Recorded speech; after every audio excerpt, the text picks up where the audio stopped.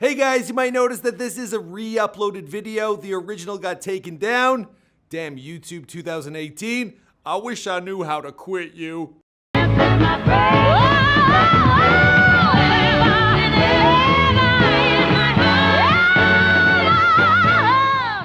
Aretha Franklin would crank out timeless hits, including Natural Woman, Since You've Been Gone, I Say a Little Prayer, and her rendition of Otis Redding's R-E-S-P-E-C-T.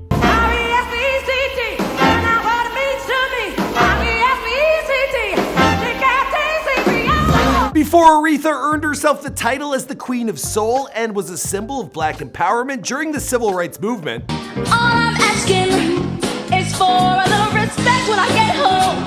Oh daddy, when I get home. Before her album Amazing Grace would sell more than 2 million copies and go on to become the best-selling live gospel album of all time.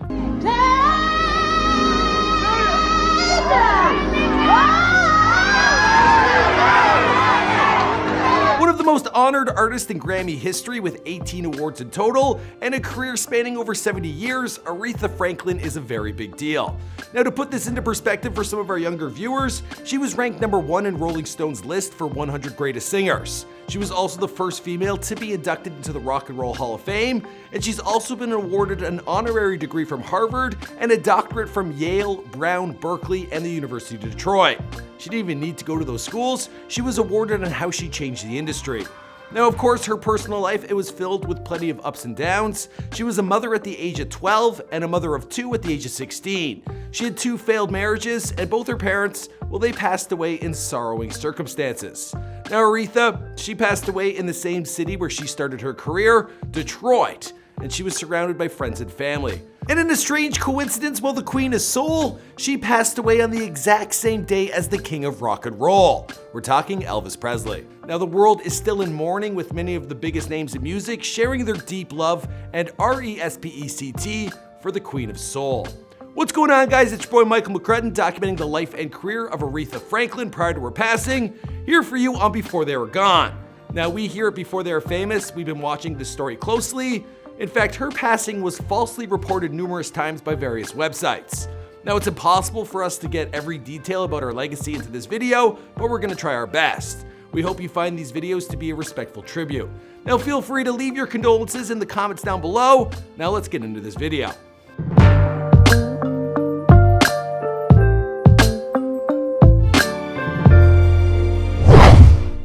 Aretha Louise Franklin was born on March 25, 1942 in Memphis, Tennessee. She was the 4th of 5 children born to Baptist preacher Reverend Clarence LaVaughn C.L. Franklin, and her mother Barbara Siggers Franklin, she too was a gospel singer. I say with pride that Aretha is not only my daughter, Aretha is just a stone singer. The family relocated to Buffalo, New York when Aretha was just 2 years old. Now, her father, he soon after found work in Detroit at the New Bethel Baptist Church. And from there, well, he would gain nationwide notability for his preaching. Now, he was also a little bit promiscuous, and this resulted in Aretha's parents separating by the time she was 5 or 6. Now, eventually, Aretha would move to Detroit, and she started singing in her father's congregation. Her musical prowess became apparent at a very young age. Being mostly self-taught, she was considered a child prodigy and a gift from our Lord and Savior, Jesus Christ. She also taught herself how to play the piano.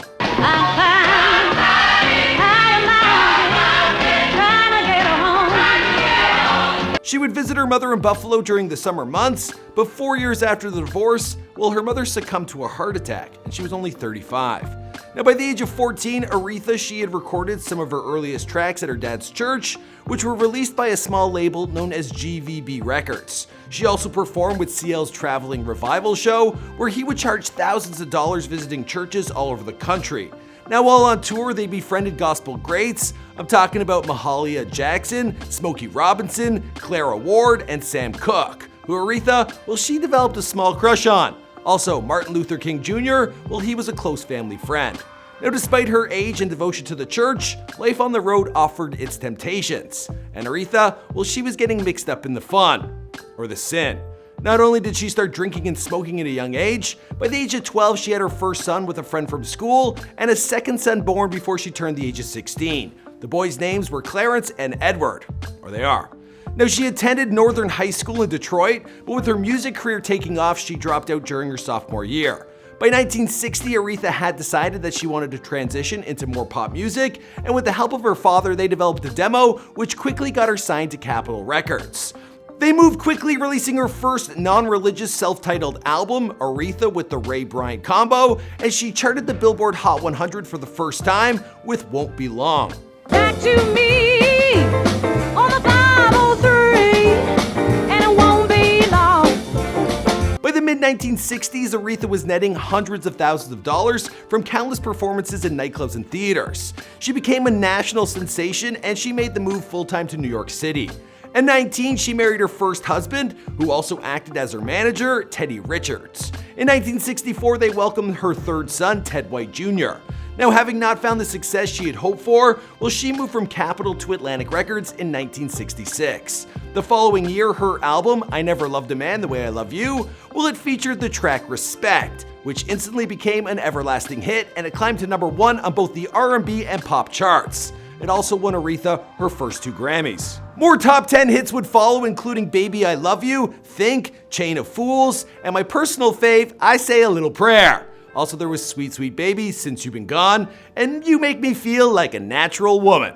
In 1968, her close family friend Martin Luther King Jr., well, he was shot and killed. And she gave a performance, a heartfelt rendition of Precious Lord at his funeral. And the wind's blowing right now.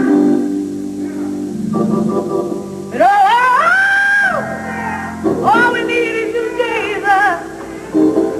The following year, she would divorce Teddy, citing domestic violence. The dude clearly didn't listen to her track Respect, obviously. Now, the personal setbacks, they wouldn't stop her momentum moving forward. More hits would follow, including Don't Play That Song, Spanish Harlem, and her cover of Simon & Garfunkel's Bridge Over Troubled Waters. By now, Aretha had earned herself the title as the Queen of Soul. Her fourth son, Key Calf Cunningham, well, he was born in 1970, and he is the child of her road manager, Ken Cunningham. In 1972, her album Amazing Grace, it sold more than 2 million copies and went on to become the best-selling gospel album of all time. Now, looking for a change, Aretha made the move to Los Angeles in the 70s, where she lived in Encino until she relocated back to the suburbs of Detroit in 1982. She would later develop a fear of flying, and she would only tour North America via ground travel. Now, more hits would come, including her 1974 single, Ain't Nothing Like the Real Thing. The pressures of LA and life in the spotlight, they were starting to take their toll on Aretha, and pressures over her image resulted in her going on a crash diet where she lost 40 pounds. She was also a hot item on the dating scene, and in 1978 she married actor Glenn Turman. The marriage, it only lasted 4 years. She also received a star on Hollywood's Walk of Fame in 1987. Now, through the disco craze, her career had slowed down quite a bit, and after a few misfires, she left Atlantic, and around this time, well, the IRS, they also hit her up with a massive bill. With all this upheaval, things only worsened when a burglar broke into her father's home and shot him twice point blank. The attack, it left him in a coma. This is when she moved back to Detroit to take care of her ailing father, who needed 24-hour care for the next few years of his life. Aretha's career saw a revival in the 80s after she landed a cameo role alongside John Belushi and Dan Aykroyd in The Blues Brothers. Now this is my man, this is my restaurant, and you two are gonna just walk right out that door without your dry white toast, without your 4 fried chickens, and without Mad Guitar Murphy. In 1985, Aretha returned to the top of the charts with her pop record, Who's Zoomin' Who, and it featured the single Freeway of Love as well as a collaboration with the popular rock band, The Eurythmics. And the record, well, it became Aretha's biggest selling album yet. In 1987, she became the first female artist to be inducted into the Rock and Roll Hall of Fame. She was also awarded an honorary doctorate from the University of Detroit. That same year, she released the album One Lord, One Faith, One Baptism, which won the Grammy for Best Soul Gospel Performance. Deciding not to marry for a third time, well, she called off her engagement to Willie Wilkerson, but for the remainder of her life, this was her love partner. Following another relatively quiet period in her career, in 1993, Aretha was invited to sing in the inauguration of Bill Clinton, and the following year she received both a Grammy Lifetime Achievement Award and a Kennedy Center honor. She also became a mentor for other young and upcoming artists, including Whitney Houston, who referred to her as Auntie Ree.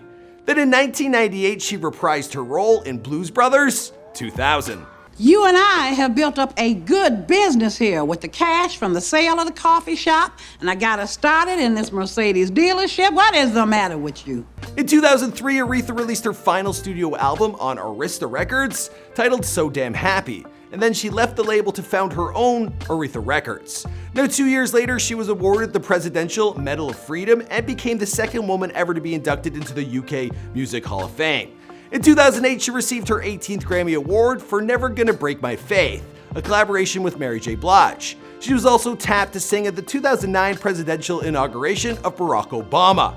Now, speaking on Aretha, the then president said, "Nobody embodies more fully the connection between the African-American spiritual, the blues, R&B, rock and roll, the way that hardship and sorrow were transformed into something full of beauty and vitality and hope." Throughout the 2010s, there were a few concerts, but multiple shows were canceled due to her ailing health. In 2017, she announced her retirement. "I must tell you, I'm retiring this year. I feel very, very enriched and satisfied with respect to where my career came from and where it is now. I'll be pretty much satisfied, but I'm not gonna go anywhere and just sit down and do nothing. That wouldn't be good either." Now, production has already begun on the Aretha Franklin biopic, and she personally handpicked Jennifer Hudson to portray her in the role. On August 12, 2018, it was reported that she was gravely ill. Aretha was bedridden in her Detroit home, surrounded by family and friends, including Stevie Wonder and Jesse Jackson. 4 days later, on August 16th, Aretha Franklin, she succumbed to advanced pancreatic cancer. Now, of course, the music and entertainment industry of young and old, they are in mourning over this tragic loss. Everyone from Barack Obama to John Legend and Paul McCartney, they have all shared their grief and condolences for her and her loved ones. As for the rest of the story, well, the rest of the story lives on in her music and her legacy, because this is before they were gone. Thanks for checking out this video. Be sure to let me know who's next. Leave your condolences down below. I'll see you guys in another video.